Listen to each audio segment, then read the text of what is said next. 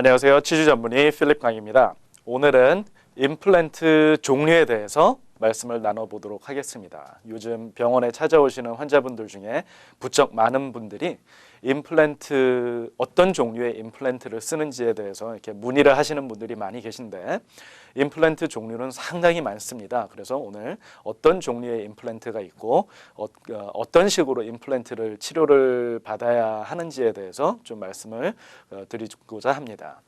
우선 처음으로 임플란트가 발명이 된 것은 한 1960년대 브레넨 마르크라는 독일에 계신 정형외과 의사분께서 이제 임플란트를 처음 이제 발명을 했는데, 그 이후에 이제 아주 많은 임플란트 제조 회사와 그리고 여러 디자인 그리고 많은 종류의 임플란트가 이제 생성이 되기 시작을 했는데요.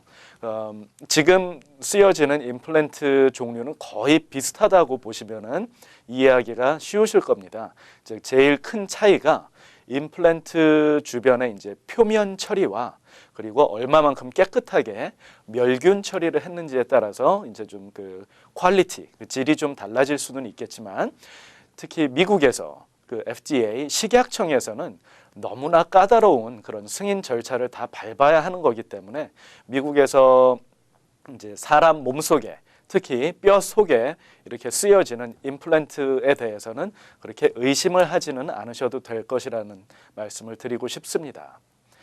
한국에서는 임플란트 활성화가 된 게 한 10년 전부터 이제 시작이 된 것 같은데, 미국에서와는 약간은 좀 다르게 일반 치과 의사들 그리고 이제 수술적인 부분이 이제 많은 전문의 치료 트레이닝을 받지 않은 분들 또 임플란트 시술을 많이 하는 그런 상황입니다. 그래서 어떻게 보면은 약간 좀 무분별한 그런 치료, 그래서 그로 인해서 이제 각종 부작용이나 어떻게 보면 사회적으로도 큰 문제가 되는 경우도 있겠는데요. 그렇기 때문에 많은 병원에서 이제 또 시작이 된 것이 가격 경쟁입니다. 그래서 가격 경쟁을 하기 위해서는 재료비를 낮추는 것이 이제 제일 처음으로 선택할 수 있는 방법이었는데요.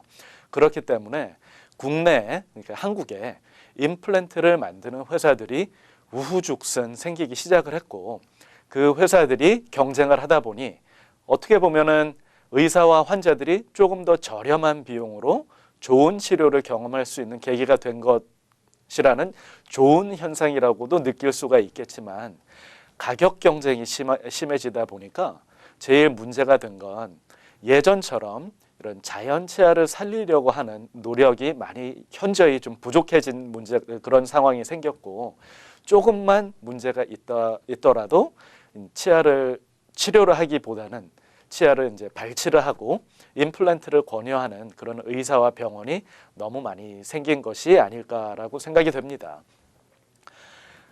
그런 경쟁이 이제 심해지다 보니까 각종 마케팅 전략들이 이제 생기기 시작했는데, 그 중에 하나가 국산 임플란트와 수입 임플란트의 가격 차별화라고 할 수가 있습니다. 그래서 수입 임플란트라고 하는, 특히 이제 미국이나 유럽에서 생산되는 그런 비교적 검증된 공정 과정과 그런 충분한 임상 실험 데이터를 보유하고 있는 그런 해외 수입 임플란트를 쓰는 경우와, 그리고 국산 임플란트, 한국 내에서 이제 임플란트 제조 회사가 만든 그래서 이제 좀 어떻게 보면 오래된 연구 결과, 임상 결과가 없는 그런 임플란트를 쓰는 경우로 이제 크게 둘로 나눠질 수가 있겠는데, 국산 임플란트라고 해서 그렇게 뭐 나쁘다고 생각을 할 수는 없습니다. 오히려 국산 임플란트가 최근에는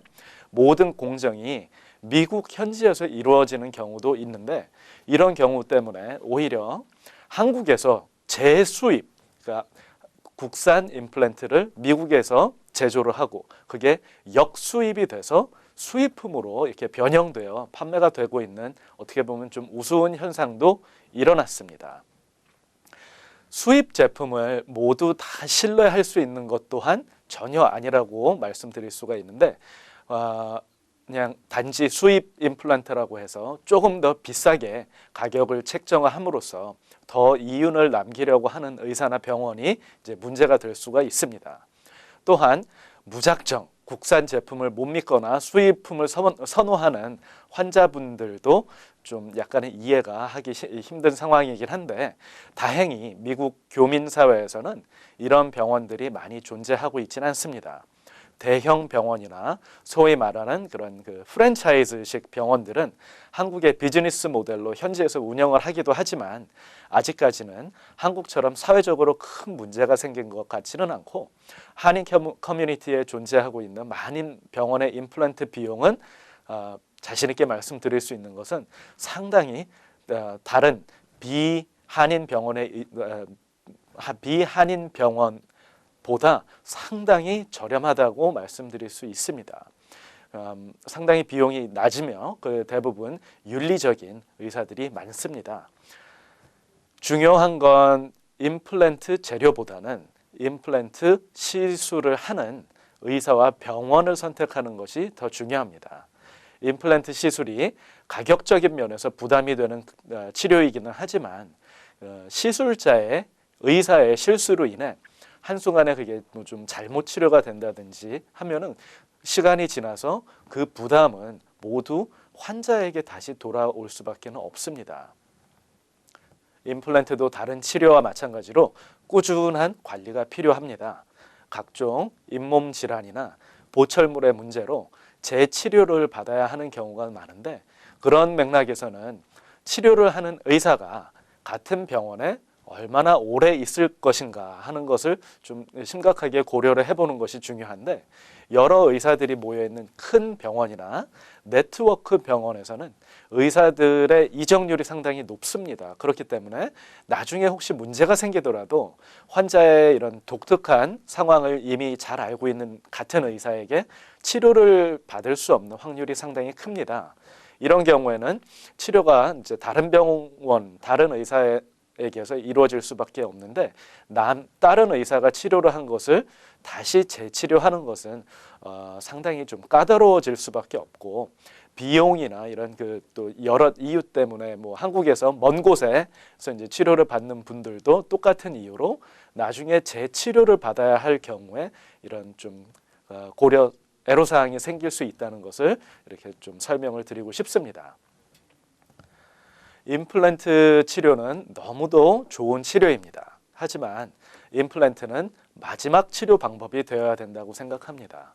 자연치아를 조금이라도 더 오랫동안 살릴 수 있는 그런 확률이 있다면 최대한 자연치아를 살려서 몇 년이라도 더 쓰게 하는 것이 현명한 선택입니다. 왜냐하면 임플란트 시술을 한 이후에도 그것이 이제 영구적으로 문제가 없이 쓸 수가 있으면은 모르겠지만 임플란트에도 문제가 생길 수가 있기 때문에, 혹시 예를 들어 40대에 자연치아를 뽑고 임플란트를 해서 한 10년, 20년 후에 임플란트에 문제가 생긴 이후에 임플란트를 발치를 하고 났을 때에는 그 다음에는 치료 방법이 거의 없다고 보시면 됩니다. 그렇기 때문에 임플란트는 최선의 방법이기도 하지만 자연치아를 최대한대로 오랫동안 쓰시고, 도저히 방법이 없을 때 이루어져야 되는 마지막 선택의 치료 방법이라고도 말씀드릴 수가 있습니다. 이런 병원에 가셔서 상담을 받으실 때 이해가 되지 않는 부분이 있으시면은 꼭 다시 의사에게 설명을 들으시고, 조금이라도 불편함이 있으면은 다른 의사에게 상담을 받기를 적극 권장하는 바입니다. 네, 안녕히 계십시오.